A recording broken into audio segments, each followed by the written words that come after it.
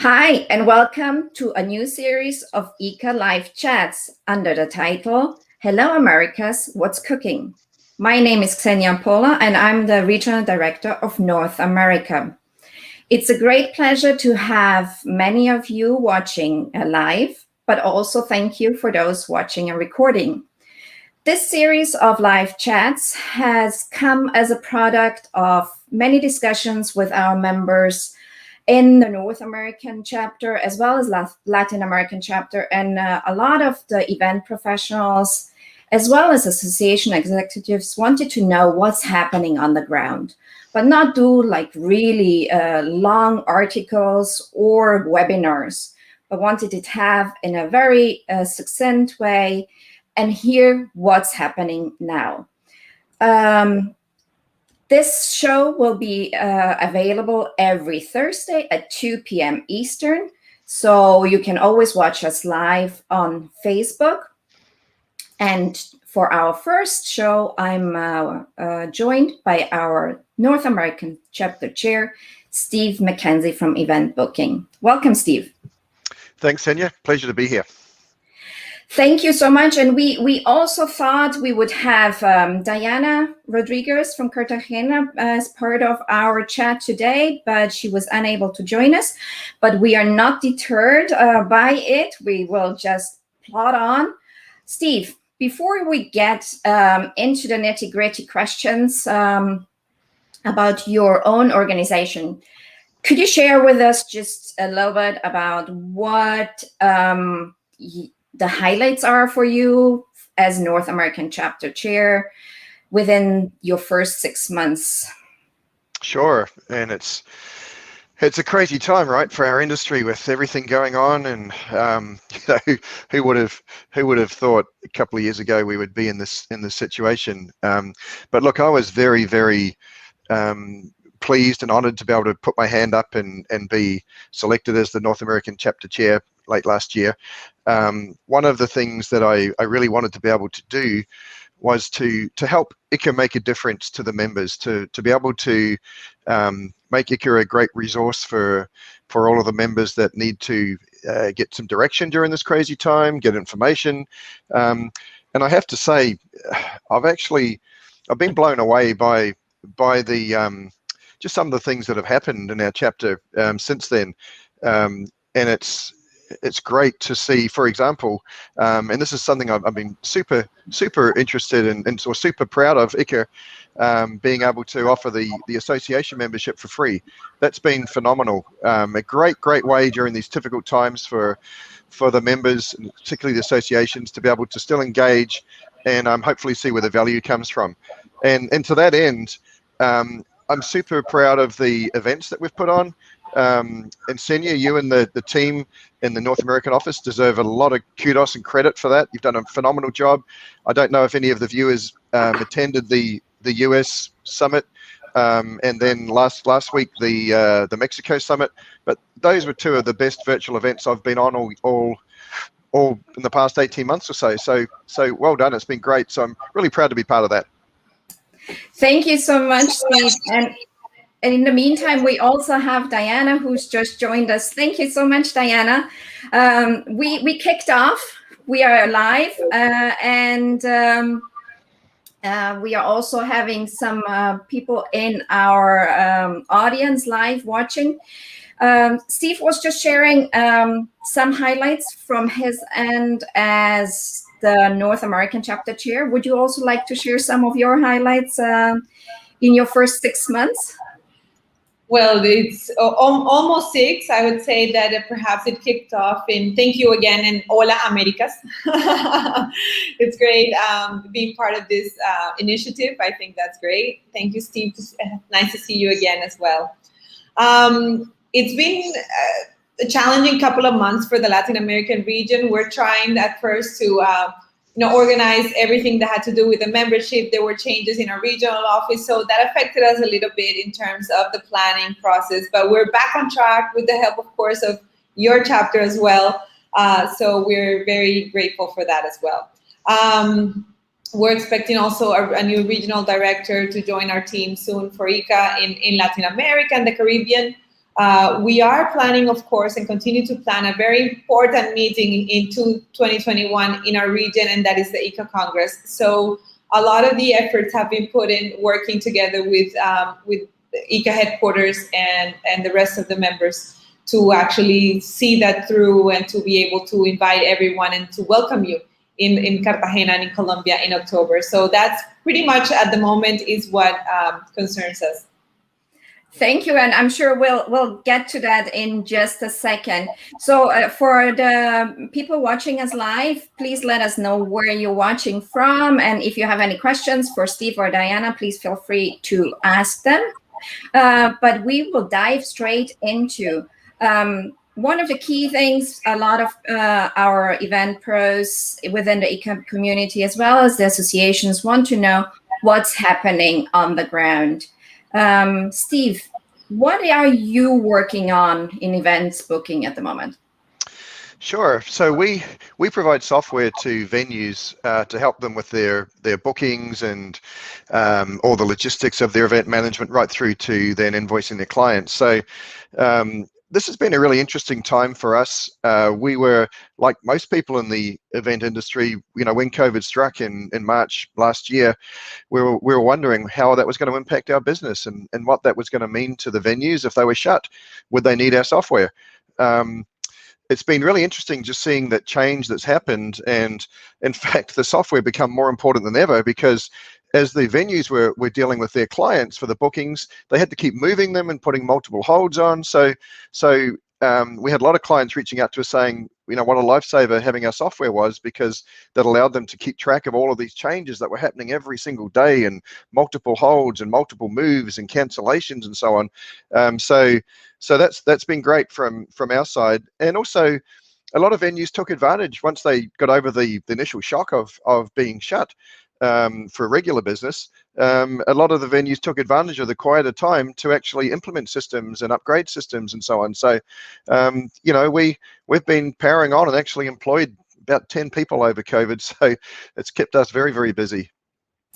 So that is really good to hear that there is some light at the end of the tunnel. And talking about our Mexico Summit, I see we are having greetings from one of our members from Guadalajara. Hi, Bree, lovely to have you live. And I see we also have Brittany from Winnipeg. Thank you for joining us live. Diana, yes, over to you. What is the situation for Cartagena and for you as a venue? Have you started working on future bids yet? Actually, I must say, and we've shared this with Steve and before, is that Cartagena de Indias within Colombia has been pretty open since September. So after a very painful 200 days closed completely last year, we opened our doors to a government event on the 29th of September of 2020.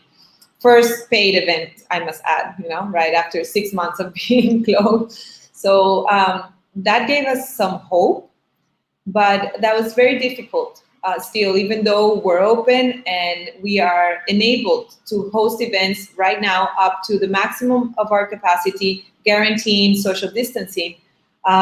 One thing is to be open for business, and the other one is that the business wants to come and have an event at your venue, right? That those are two different phases of this reopening and restart of the business. One is to get the framework approved, and we got that for Colombia in September of last year. Then Cartagena approved the pilot for events and the restart for business events, particularly in November. We had some restrictions going into December and January because Cartagena particularly is a big destination for New Year's, and we did have tourism for the end of the year in Cartagena as we were open for that. And then, but again, in March 1st, we were allowed to go back to the capacity maintaining social distancing. So in our case, that's very good. We actually have an event tomorrow for 50 people and another event on Sunday for 300.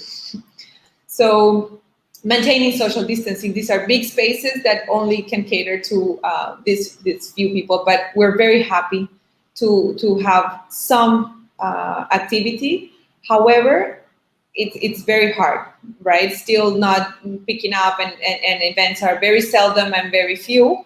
However, for the end of the year, we are still hopeful that we can get back on track, and then, of course, celebrate with all of you here live from Cartagena in October. Even though it's probably going to be a hybrid event, it is going to be a hybrid Congress as well. But we are counting on the Americas to mostly vaccinated North American to want to come and join us in October in Cartagena de Indias as well. Of course, the Latin American region is very happy to be able to join as well. So we're open, like our major says, Cartagena is open for business. But then again, things are kind of a roller coaster, like most of the region as well.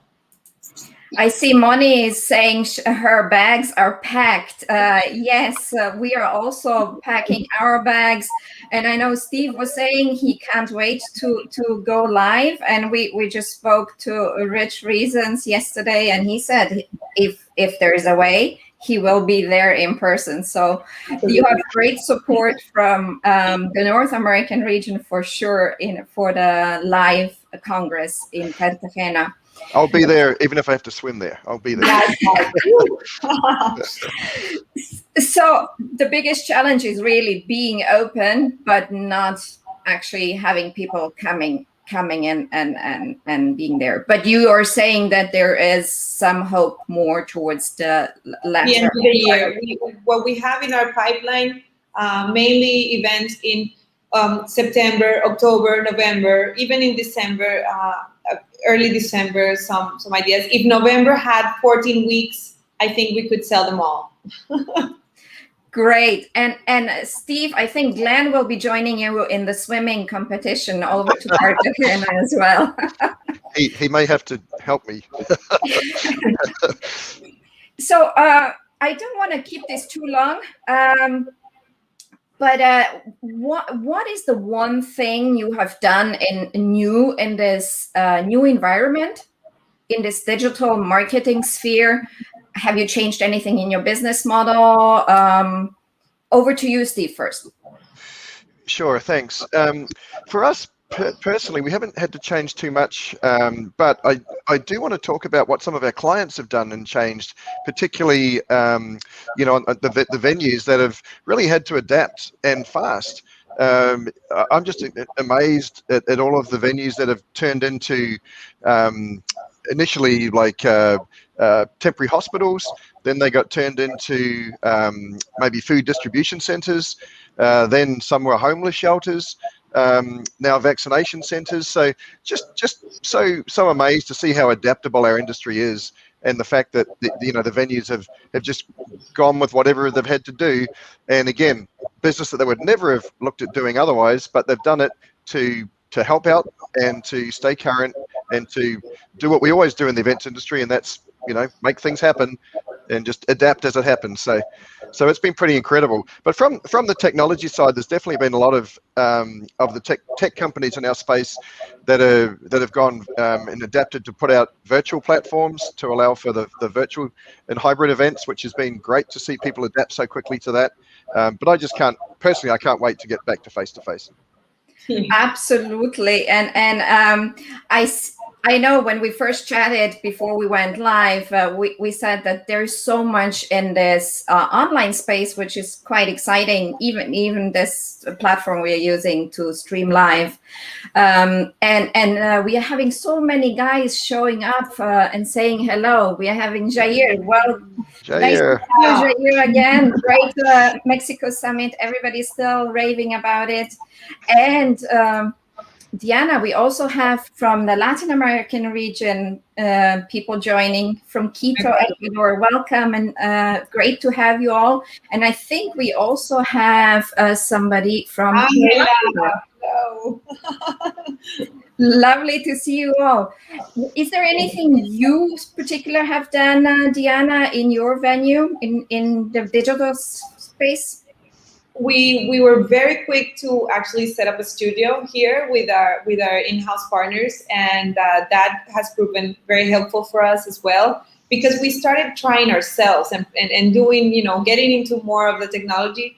I think it's it's not a secret that technology was there, but we weren't using it to the maximum of the possibilities that we had with technology. So it was pushed forward to center stage. Okay, there's all this stuff. What do we do with it, right? So we started playing and also getting a lot of feedback from our clients into what were the things that they were trying to do, and that has helped us a lot to continue to build confidence. And I think one of the main things that we have taken from this past year with all these challenges is that in any case, your brand and your value proposition has to be in line with your clients, your markets, and you have to come to that all the time. Sometimes we figure, okay, I've been selling this like this for 10 years, so it's going to be the same way that I move forward. No, I think it has to be revisited, and it's an invitation for food for thought, right? You know, how do we revisit our value proposition? What are we proposing? What is it that, you know, makes clients continue to trust us? Why do they keep coming back to us? So I think that's important for all of us to continue to do in the marketing aspect, you know, to continue to evaluate where we at and where do we add value to our clients, regardless of the space. Because what we understood is that perhaps one of the things that made us a little bit different is that we could actually help you achieve your objectives, whether it was here or hybrid or virtual, but we could help you in the process of getting your event, right? In planning your event. So that helped us a lot. In our case, particularly, we have other business units, like a restaurant and a local with the little shops that we have around the convention center. We have a parking lot where we have a food truck park. So those things, so it's like, okay, how do we make more money out of the things that we already have there? Or how do we help our shareholders in those areas to make a better sale? How do we help each other? So collaboration has also been key in helping business recover and try to actually survive, right? So I think those takeaways is what I would bring to the table. And just to echo what Steve said, it's really that added value many of our venue members did for their local communities, especially with the hospitals. We were a food distribution center for a couple of months as well. Yeah, you mentioned this. And that is a story which you will probably keep forever and ever. As we are wrapping up, I want to close off with one thing you want to share with the audience, and you want them to remember you by. It can be either work-related, organization or destination-related, or you can share a recipe. And I know, Steve, you are dying to share your 30-second recipe. That's right. Keeping with the theme of what's cooking, Americas. So anyone that loves shrimp, here's a real simple recipe for shrimp, or prawns as I would call them back in New Zealand. But get a bowl and just throw some salt and pepper and some crushed red pepper flakes into a bowl. Throw a pound or two of shrimp into that, raw shrimp. Coat them in it so there's a few red pepper flakes on each of the shrimp. Then throw them into a very, very hot wok with olive oil. Cook them for a few seconds just till they're cooked through. And here's the secret. Now you've got to get a little bowl with some soy sauce and put some wasabi into the soy sauce to taste. And then you dip that shrimp in the wasabi and soy, and it is beautiful. There we go. Thank you. And I just took some shrimp out of the freezer, so I may just go with that. I have another recipe that you will love to try when you come to Cartagena. It's very refreshing, and it's a coconut lemonade. So you have lemons. Life gives you lemon, you add whatever you want, but still, you get lemons. You have water, of course, just to make a regular lemonade, and you add coconut cream. Tasty. It becomes, it's thicker. It's kind of you can add sugar. Personally, I don't like to add more sugar to the coconut cream, but it's like a dessert. It's kind of a milkshake when you see it, and it's really, really tasty. Thank you so much, Stephen, Diana. I'm getting thirsty and hungry. And it was such a pleasure to have you both here for our Inner Girl Hello America's What's Cooking, and thank you for the recipes. I see Glenn's comment really warrants to be put on screen. He is really happy as our board member from the North American region, what kind of great strides we are doing for our two regions when it comes to reopening for business events. That's it from us. Next week, I will be joined by Eric Chow from Niagara Falls. Stay tuned every Thursday at 2 p.m. And if you are interested in sharing your story and what's cooking and your favorite recipe, send me an email to xenia.p@ikaworld.org. Thank you all for joining, and thank you, Steve and Diana. Gracias. Thank you. Bye. See you in Cartagena.